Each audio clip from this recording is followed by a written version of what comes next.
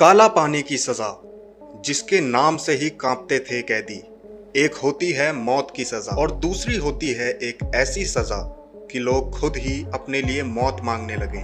कुछ ऐसा ही था आज़ादी की चाहत रखने वाले लोगों के लिए काला पानी की सजा, जहां पर जाने वाले कैदियों का वजन 15 से 20 किलो ही रह जाता था।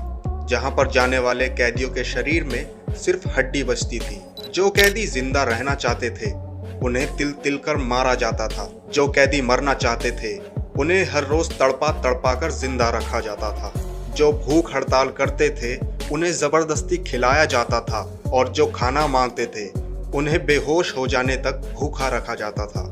एक ऐसी जगह जहां पर सरकारी दस्तावेजों के मुताबिक लगभग 80,000 लोगों को सजा के लिए भेजा गया। उनमें से 50,000 से भी अधिक लोग कहां चले गए, उनका कोई अता पता नहीं। ये कहानी है साल 1857 की। यही वो वक्त था जब भारतीयों ने अंग्रेजों के खिलाफ बगावत शुरू कर दी थी।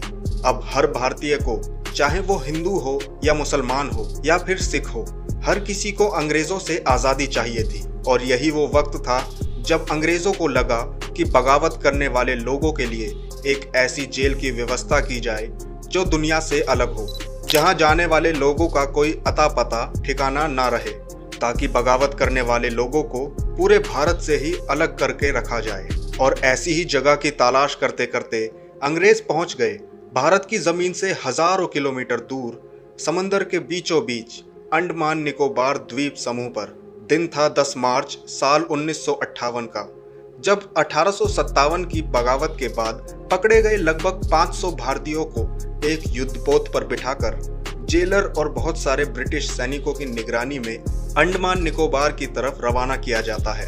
कई दिनों के सफर के बाद वो लोग एक ऐसे द्वीप पर पहुंचते हैं जहां पर चारों तरफ सिर्फ मगरमच्छ, कीड़े मकोड़े, सांप और जंगल मौजूद था। वहां हर तरफ सिर्फ और सिर्फ जंगल था, जैसे आज तक किसी इंसान ने कदम भी न रखा हो। जब कैदियों का पहला जत्था वहां पहुंचा तो स्वागत के लिए सिर्फ पथरीली और बेजान जमीन थी। घने और गगनचुंबी पेड़ों वाले ऐसे जंगल थे जिन्हें देखकर कैदियों के आधे प्राण तो उसी वक्त निकल गए। फिरंगियों और उनके पदाधिकारी, कर्मचारी और अमले के दूसरे लोगों के लिए तो तंबू गाड़ दिए गए, लेकिन कैदियों को झुग्गी झोपड़ी जैसी जगह भी नसीब नहीं हुई। वहां न कोई फर्श था, न रहने के लिए बुनियादी जरूरतों का कोई सामान। 1857 की क्रांति के बाद जब भारत में क्रांतिकारियों को पकड़कर अंडमान निकोबार भेजा जा रहा था, तब उनमें मजहबी आलिम और अल्लामा खैराबादी नाम के 2 भारतीय भी थे, और इन दोनों को भी काला पानी की सजा देने के लिए अंडमान निकोबार लाया गया था। खैराबादी ने सजा काटते हुए काला पानी की सजा के खतरनाक दर्द को बयां किया था कि हर झोपड़ी नुमा कोठरी पर छप्पर है जिसमें दुख और रोग भरे हैं। हवा बदबूदार है और बीमारियों का खजाना है। बीमारियां असीमित खुजली और दांत जैसा एक और चर्म रोग जिसमें बदन की खाल फटने और छिलने लगती है। बीमारी का इलाज, सेहत की देखभाल और घाव भरने का कोई उपाय नहीं है। दुनिया की कोई भी मुसीबत यहाँ की दर्दनाक मुसीबतों की बराबरी नहीं कर सकती है। जब कोई उनमें से मर जाता है तो लाश को ले जाने वाला उसकी टांग पकड़कर खींचता और बिना नहलाए उसके कपड़े उतारकर रेत के ढेर में दबा देता है। ना उसकी कब्र खोदी जाती है, ना नमाज जनाजा पढ़ा जाता है। खैराबादी कहते हैं कि अपनी आंखों से दूसरे कैदियों को बीमार होते हुए भी बेड़ियां पहने और जंजीरों को खींचते हुए देखता हूँ। एक कठोर और गंदा अंग्रेज कष्ट पर कष्ट पहुंचाता है और भूखे प्यासे पर भी रहम नहीं खाता। सुबह और शाम इस तरह बसर होती है कि पूरा शरीर घाव से छलनी बन चुका है। आत्मा को घुला देने वाले दर्द और तकलीफ के साथ घाव बढ़ते रहते हैं। वो समय दूर नहीं जब ये फोड़े फुंसियां मुझे मौत के पास पहुंचा दें। खैराबादी काला पानी की सजा काटते काटते वहीं मर जाते हैं और उसी अंडमान की जमीन में दफन हो जाते हैं। कुछ लोग ऐसे भी थे जो काला पानी की सजा से बचकर भागना चाहते थे। दानापुर की छावनी में बगावत के मुजरिम कैदी नारायण पहले शख्स थे जिन्होंने फरार होने की कोशिश की। उन्हें पकड़ा गया और अंग्रेज जेपी वॉकर के सामने लाया गया, फिर फांसी दे दी गई। ऐसा ही एक खतरनाक साल था 1868 का, जब अंडमान की काला पानी की सजा से बचने के लिए लगभग 238 कैदियों ने वहां से फरार होने की कोशिश की, क्योंकि चारों तरफ हजारों किलोमीटर की दूरी तक सिर्फ और सिर्फ समंदर ही था। इसलिए 1 महीने के भीतर ही सभी कैदी वापस से पकड़ लिए गए। पकड़े गए सभी कैदी जानते थे कि अब उनके साथ कितना खतरनाक सलूक किया जाएगा। इसी डर से उनमें से एक कैदी ने आत्महत्या भी कर ली। फिर क्या था, वहां पर कैदियों का हिसाब किताब रखने वाला अंग्रेज जेपी वॉकर ने 87 कैदियों को फांसी देने का हुक्म दे दिया। इतना कुछ होने के बावजूद भी 22 मार्च साल 1872 को मेहताब और चेतन नाम के 2 कैदी काला पानी की सजा से बचकर फरार हो गए। उन दोनों ने वहीं के जंगल में मौजूद लकड़ियों को काटकर एक छोटी सी नाव बनाई। और हैरानी की बात तो यह है कि उन दोनों ने समंदर में लगभग 1100 किलोमीटर की दूरी उसी नाव से तय कर ली। लेकिन इसी बीच एक अंग्रेजी जहाज ने उन दोनों को समंदर में तैरते हुए देख लिया। हालांकि वो दोनों अंग्रेजों को ये समझाने में कामयाब हो गए कि वो दोनों मछुआरे हैं और उनकी नाव एक हादसे का शिकार हो गई थी। अंग्रेजी जहाज ने उन दोनों को भारत पहुंचाने की बजाय ब्रिटेन पहुंचा दिया और वहां से दोनों की तस्वीरें जारी करके उस वक्त की भारत सरकार को भेज दिया गया।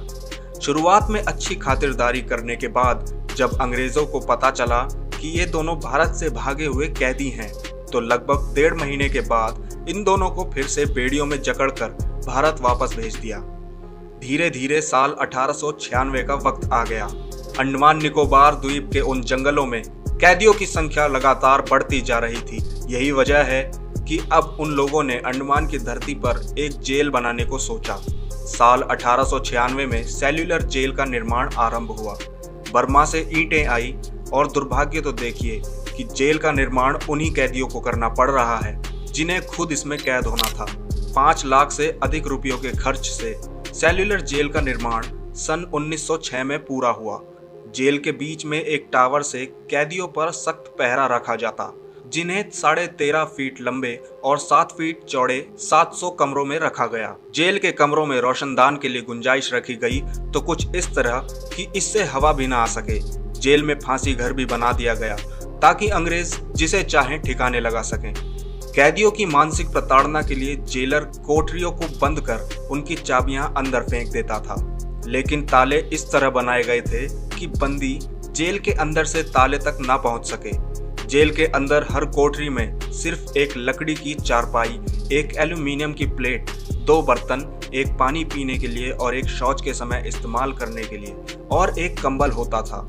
अक्सर बंदियों के लिए एक छोटा सा बर्तन काफी नहीं होता था और इसलिए उन्हें शौच के लिए कोठरी के एक कोने का इस्तेमाल करना पड़ता था और फिर उन्हें अपनी ही गंदगी के पास लेटना पड़ता था।